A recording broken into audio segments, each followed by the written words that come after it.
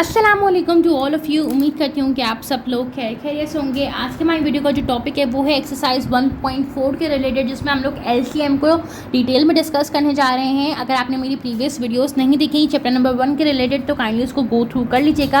आज की वीडियो में हम लोग सीखेंगे LCM by prime factorization method. हमसे कह रहे हैं find the LCM of the following numbers by prime factorization method. कभी भी हम एचसीएफ के सवाल सॉल्व कर रहे हो या एलसीएम के सवाल सॉल्व कर रहे हो तो हमें ये बात ज़रूर याद रखनी पड़ती है कि हमारे पास मेथड कौन सा दिया हुआ है। अगर प्राइम फैक्टराइजेशन मेथड दिया तो उससे सॉल्व करेंगे, अगर डिवीजन मेथड दिया हुआ तो हम उससे सॉल्व करेंगे। एलसीएम और एचसीएफ में जो मेन फ़र्क आता है वो जैसे एक फॉर्मूले का फ़र्क आ रहा होता है, अदरवाइज उसमें कोई इतना फ़र्क नहीं होता। ठीक है, तो हमने क्या किया, सबसे पहले अपने प्राइम फैक्टराइजेशन के लिए मैंने यहाँ पे इस तरीके से कॉलम्स ड्रॉ कर लिए और यहाँ पे मैंने 102 को रख दिया और एक जगह मैंने 17 को रख दिया। हमारे पास 17 किसी के भी टेबल में नहीं आता, इसलिए मैं इसको क्या करूँगी 17 1 17 करके ही सॉल्व करूँगी। ठीक है, और हमारे पास जो 102 है वो किसके टेबल में आता है, वो 2 के टेबल से सॉल्व हो सकता है क्योंकि हमारे पास लास्ट नंबर इवन है। 0 2 4 6 8 आर इवन नंबर। अगर लास्ट में आपके पास ये नंबर्स आ रहे हैं तो आप इसको मीन्स 2 के टेबल से सॉल्व कर सकती हैं। तो मैंने किया 2 5 द 10 2 1 द 2। अब हमारे पास ये जो नंबर आ रहा है कि 3 के टेबल से सॉल्व हो सकता है। 3 1 द 3, मैंने इसको 2 कैरी फॉरवर्ड किया। 3 7 द 21 और यहाँ पे मेरे पास 17 1 द 17 आ गया। सही है, हमने इस तरीके से उसकी कॉलम्स ड्रॉ कर लिए। अब सबसे पहले मैं क्या करूँगी कि मैं लिखूँगी यहाँ पे prime factors of 17 is equals to 1 and 17 ही आएगा। बस यहाँ पे प्राइम फैक्टर 17 की क्या है, 17 है, क्योंकि 17 1 17 क्या था। फिर मैं लिखूँगी यहाँ पे prime factors of 102 is equals to 2 multiply by 3 multiply by 17। अब अगर आपको दिख रहा होगा तो यहाँ पे जो कॉमन फैक्टर आ रहा है इन दोनों के अंदर वो आ रहा है हमारे पास 17। तो मैंने यहाँ पे लिखा common factor is equals to 17 आ गया। दोनों में कॉमन फैक्टर है। और यहाँ पे हमारे पास जो नई चीज़ होती है जो डिफरेंट होती है एचसीएफ से, वो क्या होती है कि यहाँ पर हम लोग लिखते हैं अनकॉमन फैक्टर। तो यहाँ पे मेरे पास जो अनकॉमन फैक्टर है जो दोनों में नहीं आ रहे थे, कॉमन नहीं थे, वो था 2 मल्टीप्लाई बाय 3 दैट इज 6। तो हमारे पास एलसीएम का जो फॉर्मूला होता है वो ये होता है कि LCM is equals to product of common factor, मैंने CF लिख दिया, multiply by product of uncommon factor.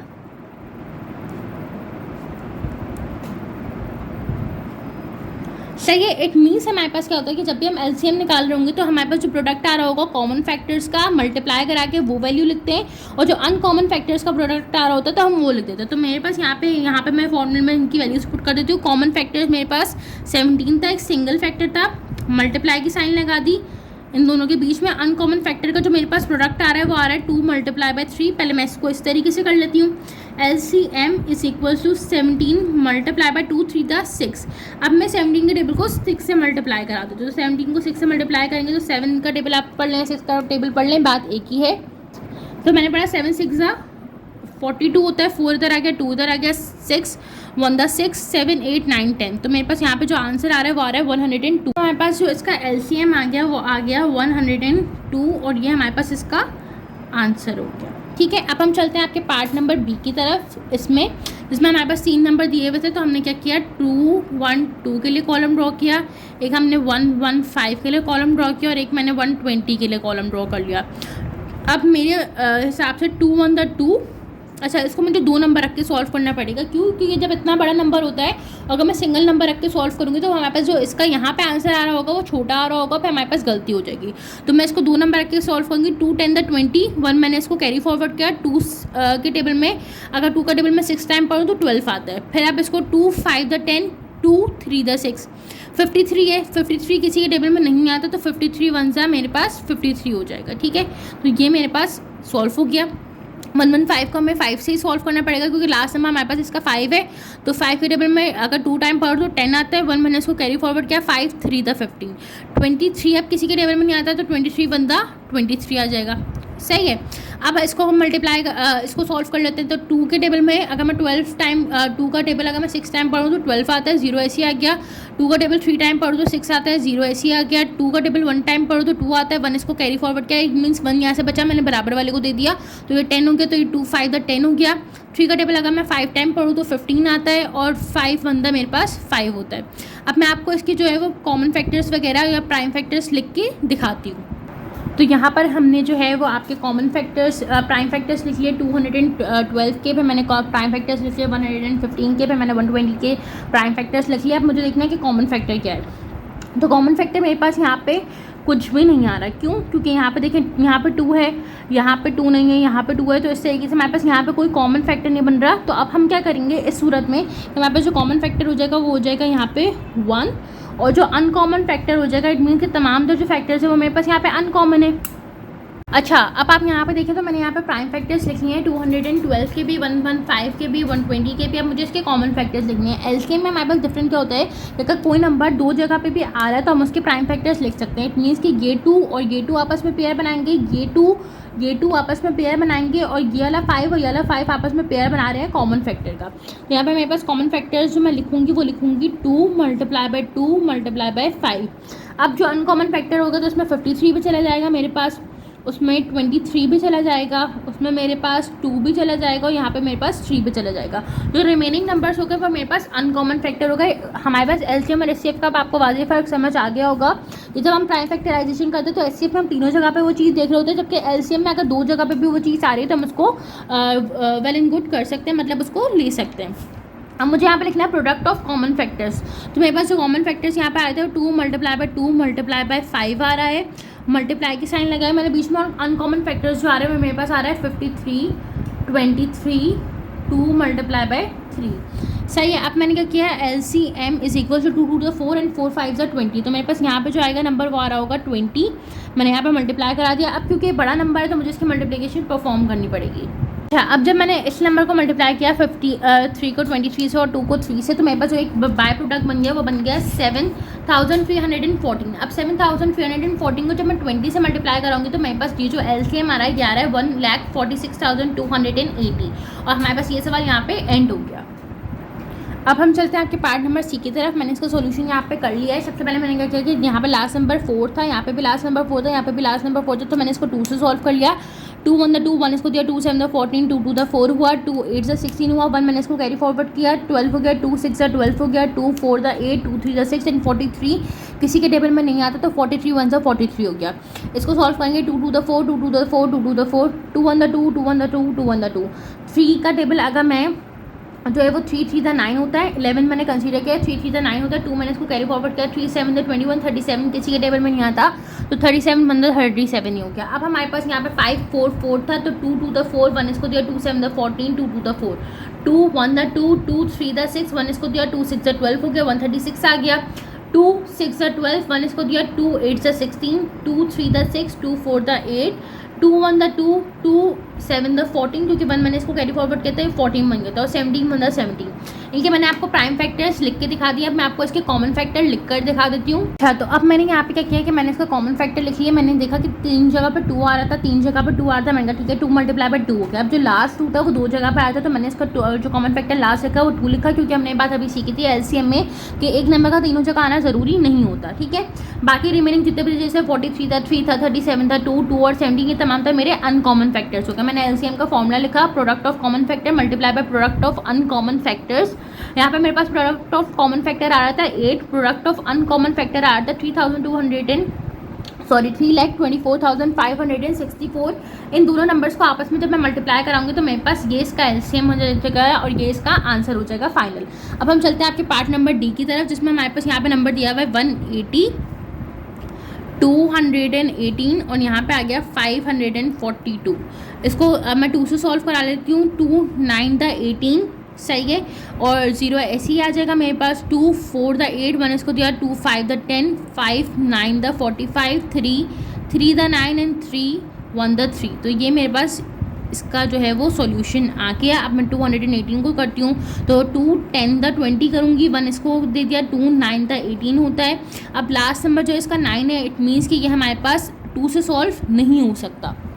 और यहाँ पे हमारे पास दिया हुआ है 109 किसी और के टेबल में नहीं आता, इट मीन्स कि 109 वन ज़ा 109 ही हो जाएगा, ठीक है। अब हमारे पास 542 के ऊपर चलते थे, 2 2 द 4 हो गया, 1 इसको दिया, 2 7 द 14 हो गया, 2 1 द 2 हो गया। अब हमारे पास अगेन जो नंबर आ रहा है 271 उसको हमें देखना पड़ेगा कि क्या वो किसी के टेबल में आता है। पास जो नंबर है लास्ट में वो 71 है और 71 अपने अलावा किसी के टेबल में नहीं आता है, इसलिए 271 1 ज़ा 271 हो जाएगा। और ये हमारे पास इन तीनों का आ गया सॉल्यूशन। अब मैं आपको इनके प्राइम फैक्टर्स लिख के दिखाती हूँ, कॉमन फैक्टर लिख के दिखाती हूँ। ये इसलिए कर रही हूँ ताकि हमारा टाइम कम से कम वेस्ट हो। अच्छा, तो हमने क्या किया कि हमने प्राइम फैक्टर्स लिख लिए 180 के भी, 218 का भी और 542 का भी। अब मेरे पास जो कॉमन फैक्टर आ रहा था, जो तीनों में आ रहा था, वो 2 आ रहा था। बाकी जो नंबर थे वो ना किसी में भी कॉमन नहीं आया था, कोई भी दो जगह पे भी सेम नंबर्स नहीं आए थे। इट मीन्स मेरा कॉमन फैक्टर यहाँ पे 2 हो गया। और बाकी तमाम तर नंबर जो बचे हैं 2 multiply bye 5 multiply by 3 multiply by 3 multiply bye 109 multiply by 271, ये तमाम तर नंबर्स मेरे अनकॉमन फैक्टर हो गए। हम कोई भी नंबर स्किप नहीं करेंगे, तमाम तर जो है वो अनकॉमन फैक्टर्स में लिख देंगे। अब एलसीएम क्या हो गया, प्रोडक्ट ऑफ कॉमन फैक्टर। तो प्रोडक्ट ऑफ कॉमन फैक्टर मेरे पास क्या होगा, 2 ही होगा, multiply by product of uncommon factor. तो अनकॉमन फैक्टर में मैंने तमाम तर नंबर लिखे, तमाम तर नंबर्स को आपस में मैंने कैलकुलेटर से मल्टीप्लाई करा, तो मेरे पास एक ये नंबर आ रहा है 2658510। उसको मैंने जब 2 से मल्टीप्लाई कराया तो मेरे पास जो फाइनल आंसर आ रहा है वो आ रहा है ये, ठीक है। और ये आपका इसका आंसर हो गया। जो भी आपकी इतनी लॉन्ग प्रोलॉन्ग कैलकुलेशंस होते हैं तो कोशिश ये करेंगे उसको कैलकुलेटर से सॉल्व करें, तो आपका सवाल एलसीएम के ऑलरेडी इतने लेंथी होते हैं तो थोड़े शॉर्ट हो जाते हैं। अब हम चलते हैं आपके पार्ट नंबर ई की तरफ। मैंने इसका क्वेश्चन लिख लिया है 2 3 द 6, 2 3 द 6, 1 इसको दिया, 2 5 द 10।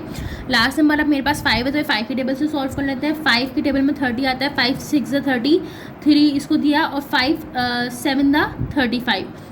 67 जो है वो किसी के टेबल में नहीं आता, इसलिए 67 1 द 67 आ जाएगा। और ये हमारे पास इसका प्राइम फैक्टर्स आ गए, ठीक है। अब हम चलते हैं 540 के ऊपर, तो इसको 2 से करेंगे, 2 2 द 4, 1 इसको दिया, 2 7 द 14 0, 2 1 द 2, 2 3 द 6, 1 इसको दिया, 2 5 द 10। अब इसको 5 से करेंगे, 5 2 द 10, 3 इसको दिया, 5 7 द 35, इसको 3 से कर लेते हैं, 3 9 द 27, 3 3 द 9, 3 1 द 3, ठीक है।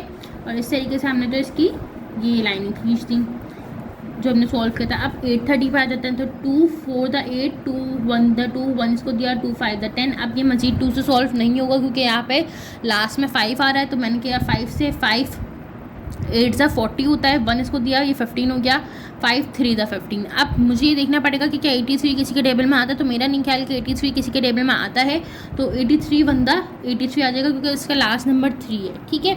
अब हमने क्या किया कि हम इसके प्राइम फैक्टर्स आपको लिख के दिखा देते हैं, जो भी इनमें कॉमन आ रहा है और अनकॉमन आ रहा है उसके साथ हमने जो है वो फैक्टर्स लिख लिए। सबसे पहले हमारे पास जो 670 का था हमने उसके फैक्टर्स लिखे, पे हमने प्राइम फैक्टर्स 540 के लिखे और फिर 830 के लिखे। इनमें जो कॉमन फैक्टर्स आ रहे थे वो 2 और 5 आ रहे थे, तीनों जगह पर 2 है, तीनों जगह पर 5 है। बाकी नंबर्स जो है वो कोई भी एक दूसरे के टेबल में नहीं आ रहा है, एक दूसरे के प्राइम फैक्टर्स में नहीं आ रहा है, इसलिए मैंने कॉमन फैक्टर 2 मल्टीप्लाई बाय 5 लिख दिए।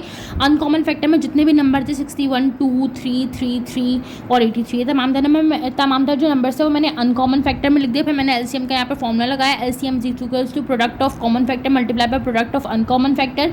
एलसीएम 2 5 द 10 होता है, मैंने यहाँ पर 10 लिखा है। इन तमाम तर नंबर को मल्टीप्लाई कराया तो मेरे पास नंबर जो आ रहा था वो बन रहा था 2,73,402। इनको मैंने 10 से मल्टीप्लाई कराया तो मेरे पास ये आंसर आ गया, ठीक है। तो हम चलते हैं लास्ट पार्ट की तरफ, that is our part F, जिसमें मैंने सबसे पहले 728 का सॉल्यूशन किया। तो 2 3 द 6, 1 इसको मैंने कैरी फॉरवर्ड किया, 2 6 द 12, 2 4 द 8, 2 1 द 2, 1 इसको दिया, 2 8 द 16, 2 2 द 4, 2 9 द 18, 2 1 द 2 और 91 किसी के टेबल में नहीं आता तो 91 1 द 91 हो गया। 166 को करेंगे तो 2 8 द 16, 2 3 द 6, 83 किसी के टेबल में नहीं आता था तो 83 1 द 81 हो जाएगा, 83 1 द 83। फिर हमारे पास 198 को करेंगे तो 2 9 द 18, 1 इसको दिया, 2 9 the 18, 3 3 the 9, 3 3 the 9, 3 1 the 3, 3 1 the 3, 11 1 the 11।